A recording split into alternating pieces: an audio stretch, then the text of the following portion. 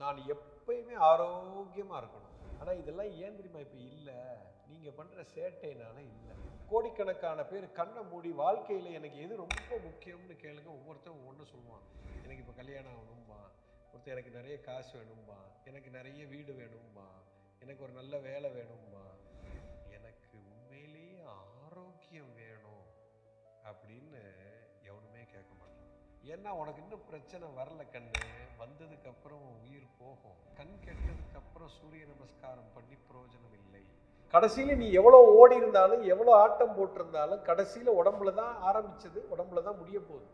அதை முதல்லயே புரிஞ்சுக்கிட்டோம்னா புத்திசாலி.